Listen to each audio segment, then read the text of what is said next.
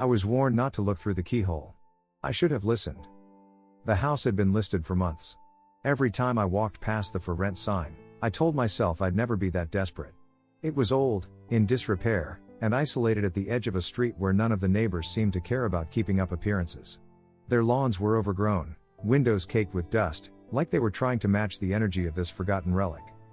But when my life fell apart, it was all I could afford. The breakup wasn't messy, at least not in the way people expect. There wasn't screaming, no public arguments, no one throwing clothes out of a window. It was worse because it was slow. The slow disintegration of a love I thought would last forever. I felt like a ghost, floating through the remains of a life that was once mine. I needed to leave. To be somewhere, anywhere, that didn't remind me of her. The landlord met me at the house one late afternoon. He was an odd man, late 50s maybe, with a nervous way of fidgeting with his keys and never looking directly into my eyes. His clothes seemed a little too big, as if he'd recently lost weight but hadn't bothered with new ones. He spoke quickly, brushing aside my questions with vague answers. "Yeah, it's sturdy, or you'll get used to the creaks." I should have seen the red flags, but I was too tired to care. "I don't mean to rush you," he said after barely 10 minutes of showing me around. "But I've got another appointment." I glanced around the house, hardwood floors scuffed from years of use, a worn staircase leading to the second floor, and a kitchen with ancient appliances that still hummed like they might work. The rent was cheap. Dirt cheap. In a town like this, that was impossible to find. The landlord shoved the papers in front of me. His pen hovered expectantly, his fingers drumming against the clipboard. I hesitated. "What's the catch?" He stiffened, his face growing still, as if I'd caught him off guard. "No catch." I signed. The moment my name was on the dotted line, he seemed relieved, like a weight had lifted off his shoulders. He handed me the keys, and with barely a word, he was gone, leaving me standing in the foyer, the house now mine. As I unpacked my bags, I tried not to think too hard about how easily I'd been swayed. It was just a house. A quiet, lonely house where I could forget the past and start fresh. Nothing more. I discovered the small door during my second day there. It was in the basement, hidden behind a stack of old boxes the previous tenant must have left. At first, I assumed it was just another storage cabinet. It was about 3 feet high, built flush into the wall with peeling paint around the edges. It didn't seem out of place in a house as old as this one. But what caught my attention was the keyhole. Most cabinet doors don't have keyholes, at least not ones this intricate. It looked old, like something out of a Victorian-era mansion. The metal was tarnished, and the keyhole itself was small, too small for any key I had. The basement was damp, the air thick with mildew. I could feel the cold concrete through the soles of my shoes as I crouched down, examining the door more closely. It wouldn't budge when I tried to open it. Locked, obviously. I pulled at the handle a few more times, but nothing happened. I texted the landlord. "Hey, what's with the door in the basement?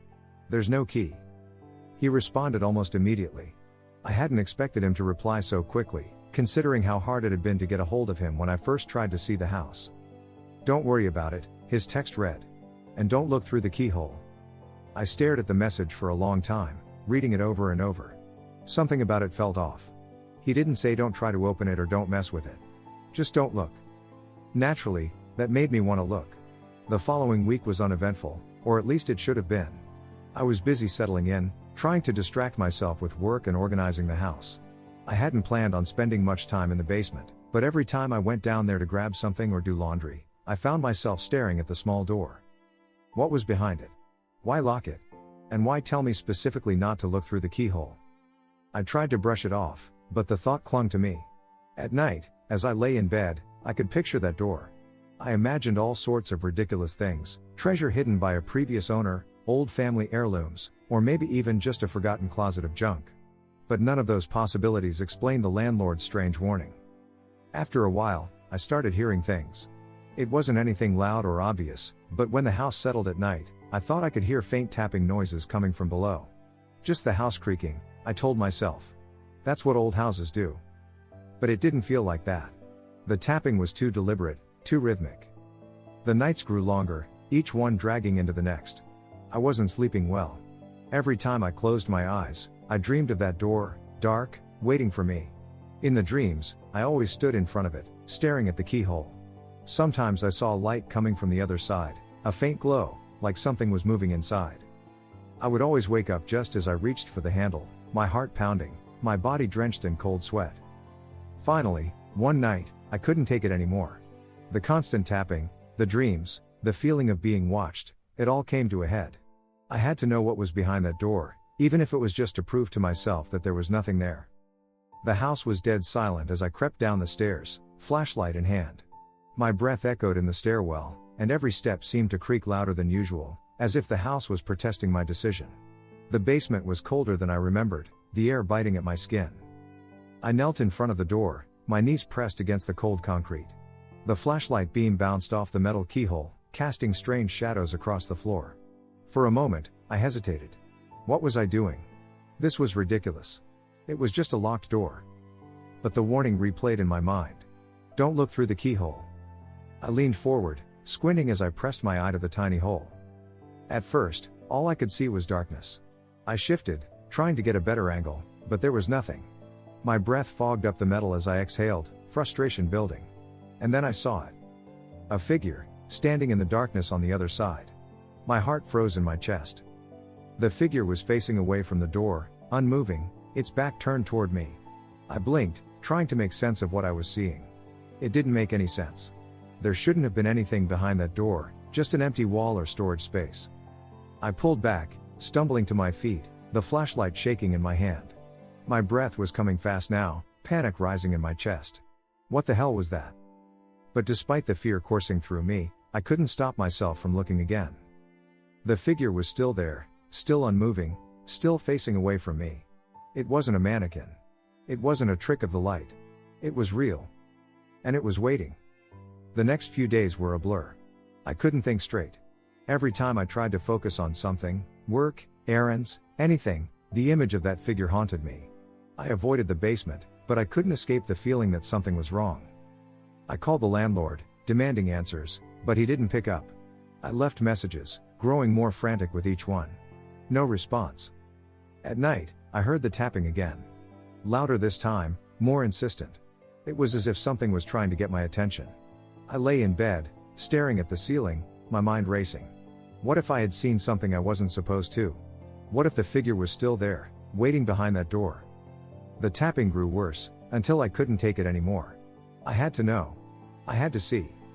I grabbed the flashlight and rushed down to the basement, barely able to contain my shaking hands as I knelt in front of the door once more. The keyhole stared back at me, dark and ominous. I pressed my eye to the keyhole again, heart pounding. My breath felt ragged, but I had to know, was the figure still there? It was. But this time, something was different. The figure, still facing away, had moved closer. I could see more details now, a tattered, faded shirt, a slouched posture, dark, matted hair that fell over its shoulders. It wasn't standing as far back as before. It was maybe only a few feet away from the door, unmoving, silent. I jerked back, fear crawling up my spine. I was shaking, but I couldn't stop myself. I had to look again. I leaned in once more, this time expecting the worst. The figure was now directly in front of the door, its face still turned away. I could feel my skin prickling, my heart threatening to beat out of my chest. I willed myself to stop, to walk away, to leave this house and never return, but I was frozen. Suddenly, a soft noise echoed through the basement, breathing.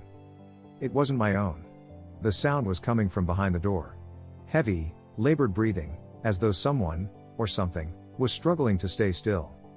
I recoiled, scrambling backward, my hand shaking so badly I dropped the flashlight. It spun on the floor, casting frantic beams of light across the walls.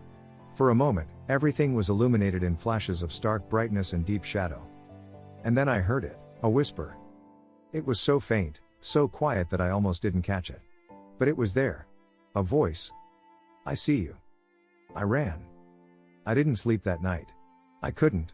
The voice played over and over in my head, filling every dark corner of my mind. I locked my bedroom door, convinced that whatever was in the basement was coming for me. But nothing happened. No footsteps on the stairs. No creaking doors. Just silence. The next morning, I left the house, barely remembering to grab my phone and wallet. I drove aimlessly for hours, my hands gripping the steering wheel, my mind reeling.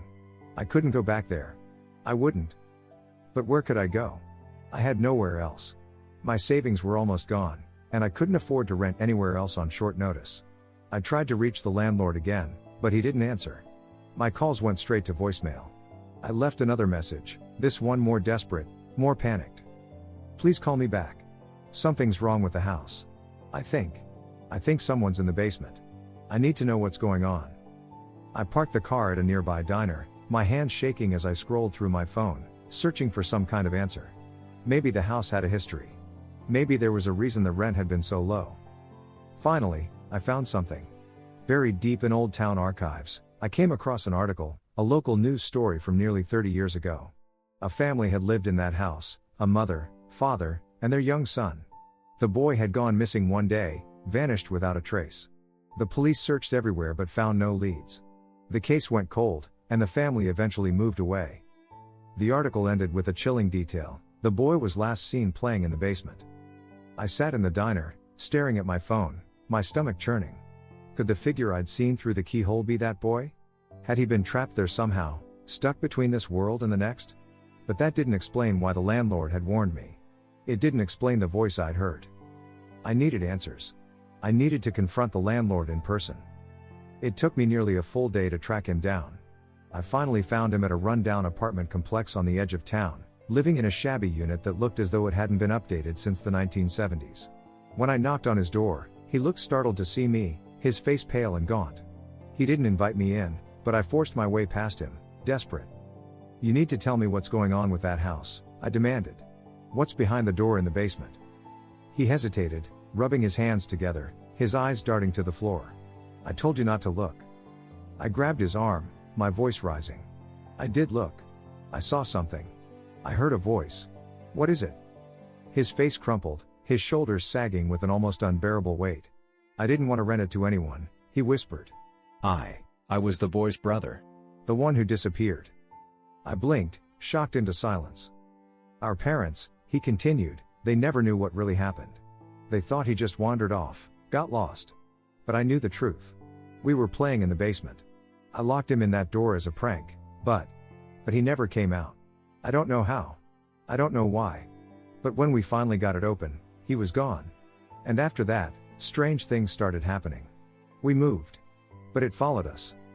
I stared at him in disbelief. "You mean he's still there? Behind the door?" The landlord nodded slowly. "He's not alive, but he's not gone either. He's trapped. And he's angry." I took a step back, horrified. "Why didn't you just destroy the door?"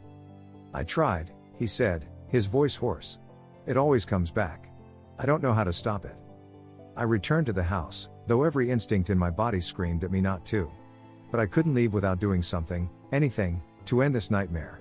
I had no idea if the landlord was telling the truth or if he was just a broken man consumed by guilt.